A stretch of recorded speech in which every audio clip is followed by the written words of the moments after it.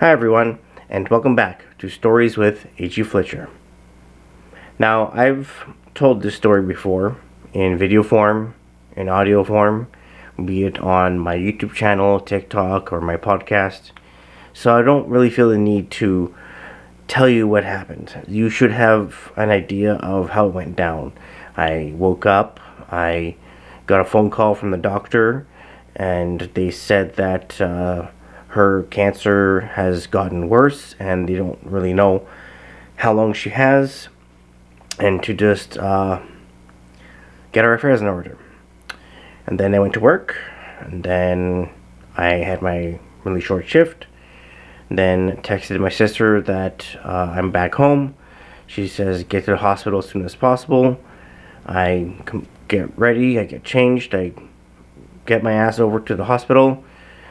My dad tells me what happened. I'm standing there in shock and taking it all in, and I broke down maybe 5 minutes into being in the room, and how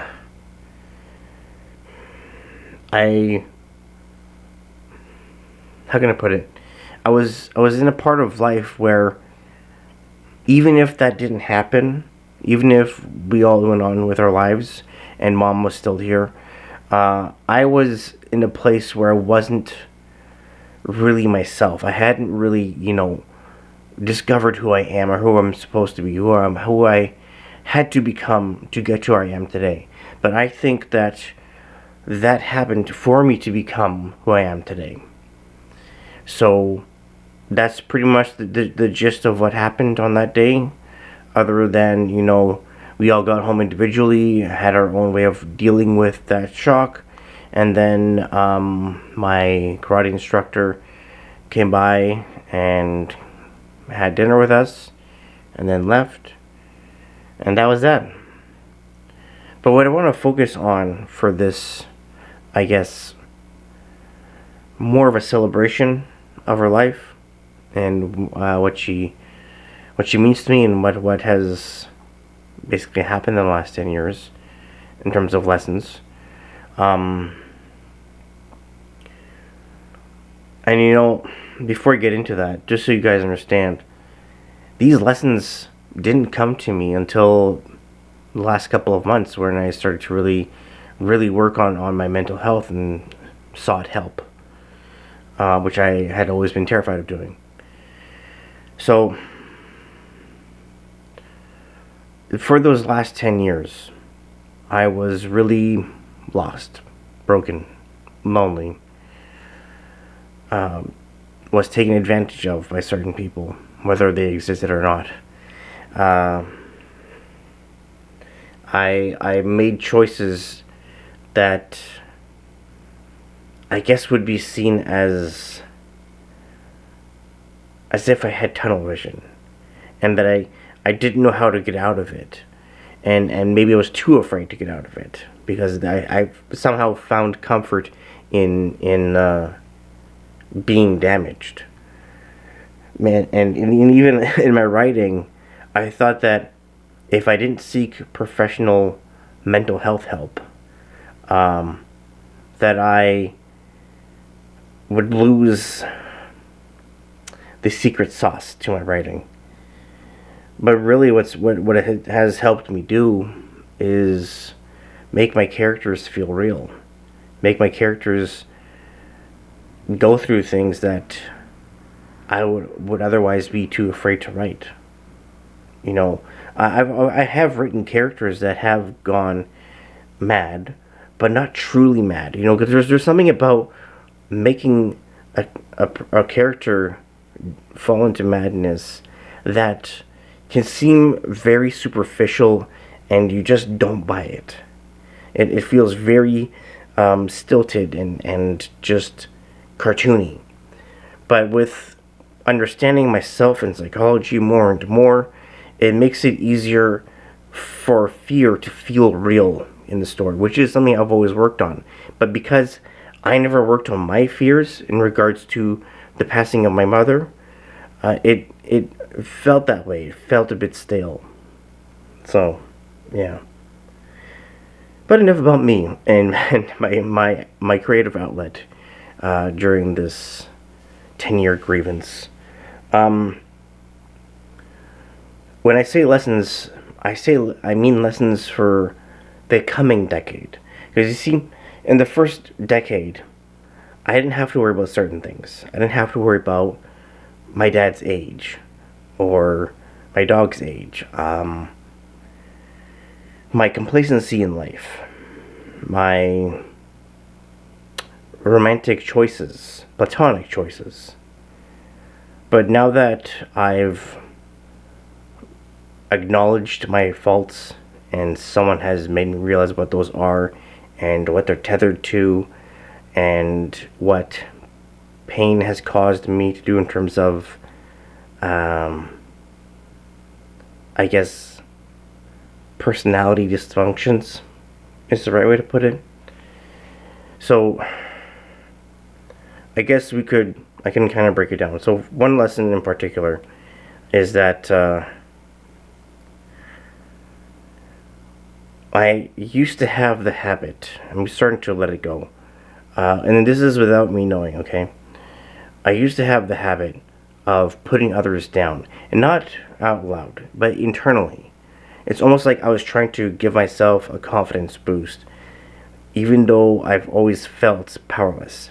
And having those internal thoughts where I'm saying, I'm on the same path as this person, but I'm further ahead than they are. They're doing it wrong, blah, blah, blah. It's like, who cares? Why you keep comparing yourself to others? So I had to really stop that once that was acknowledged. And the way my mom taught me that is that she was always herself, always joyful, confident, and I guess because I never really dealt with my grievance, it took too long for me to realize what I was doing to myself and to others. Another lesson that I have learned is that regardless of who I try to connect to, I've always gravitated towards people that I wish would fix me, meaning make me feel more confident, boost my motivation, and have them motivate me instead of trying to motivate myself. Like I used to say, I want to be surrounded by people who are better than me so that they could motivate me, as if I need better people in my life so that I don't get complacent. Now, having motivated people in your life is essential, but it shouldn't be purposeful. It should just be kind of like who you attract without trying. And I was always trying to make that happen. It's almost like I was trying to inflate my ego so that I can feel good about myself. Because for the last 10 years, I haven't really taken any steps to get where I should go. You know, I always had manual labor jobs that didn't pay enough for me to be independent. And it's almost like I made that choice. I made the choice to be, I don't want to say mediocre. It's more like I didn't take a chance on myself. I didn't, really become content with myself and confident in who I am and say, you know what, I can do that. Let's do it. Not to impress anybody or even impress myself, just that's something I want to do, let's go for it. I've never really done that. Like writing is more of like just something I really want to do for a living. But I just thought, oh, maybe if I just keep writing, I'll get better and I'll make more money. And not because that's my motivation, but because I think that will just get me where I want to go. My dream will come to fruition if I just keep going. No, you have to figure out different methods of success, and not to make money, just to get yourself out there. It's more about just awareness, But that's an ongoing dream that I know that there are tangible things that I can use to get there. So I'm not gonna dwell on that. Another lesson that I took from the loss of my mom is that I put too much pressure on myself. and my anxiety goes through the roof all the time. Now, I don't know where this comes from. I'm still working on it. But I think one factor could be that because I've always felt powerless in my home life and even in my work life, I want to focus on definitive bigger parts of life. Because if I put all of my cards into those big things and I keep trying and keep trying, it's eventually going to happen. But the problem with that is when you put so much energy and so much focus and pressure into, I don't want to say unattainable, but just things that are so big and definitive and such an end goal, and you're trying to like grab it and just do it right away, you burn yourself out. You start just going crazy. Like this year, I was like, I really need to do something to change the pattern of my life that I've never liked, that I've never been happy with. I've always been resentful of it. How am I supposed to do that? How am I supposed to change my life? How am I supposed to be like everyone else that has been able to have a good enough career to fend for themselves, have a family and everything? What am I doing wrong? Why am I stuck doing these things that are stopping me from getting where I want to go? So when I started panically, yeah, that's not a word, is it? When I started frantically trying to achieve that, trying to do this problem solving that's a bit too ferocious, I just started losing my mind. I actually had like, I guess, chest and abdominal pain for a whole month. It basically stopped like a day or two ago. I don't know why I do that to myself. It's why I'm getting help. But I know that I have other lessons to learn.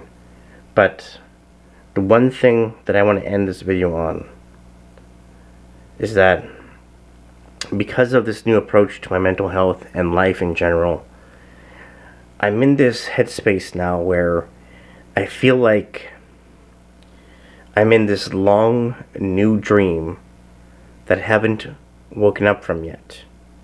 And that when I do wake up, there's going to be a reality I wasn't ready for. And I'm not going to be ready for it. So, yeah. As for how I'm feeling in terms of this time around of this anniversary, when I was having chest and abdominal pain, it was pretty much a slightly more intense version of the symptoms I had when my mom first passed away. And I've been racking my brain on why this happened so suddenly after years of being somewhat okay around this time of year. And I realized that it's because this coming decade will be a whole new experience. Because in the first 10 years, like I said, there was just like a coasting period where, yes, I did various jobs and went to school and tried different things, but it was all little things that just didn't do anything. It wasn't really what I wanted. It wasn't a clear-minded approach to life. It was just me pathetically trying to change my emotional status, my response to the passing of my mom. I wasn't really doing anything concrete with my life. I wasn't really tackling life like the way I should. And I'm not saying go crazy. It's more like I wasn't being realistic about it. I was going, no, this is my dream. I want to write. That's all I want to do. And I'll just get a day job, whether I like it or not. And that will give me enough money to be able to produce books, and I'll be happy. No. That is just stupid. That doesn't solve anything. It doesn't create happiness. It's just going on with life. You're just going with it. Going through the motions does not solve anything. Doesn't create any change. So that's why in the last couple of months, I've really been challenging myself to do better and really acknowledging why I'm getting in my own way and what trauma is paired with those issues. So, yeah, I think that's it. I was expecting this to be a lot longer and to be more philosophical and emotional, but one thing that I've really been pivoting towards is not just a maturity towards life, but also acknowledging that time does not stop for anyone. And unlike the first 10 years, the way time is going to move in the next 10 years is going to be completely different. First off, my dog will probably pass away in the next 5 years. My dad will be retired. I probably will be doing a different day job. My writing will improve, of course. And I might be just in a different place. Yeah, both mentally and probably geographically. Anyway, I hope you found that engaging, and I will see you in the next video.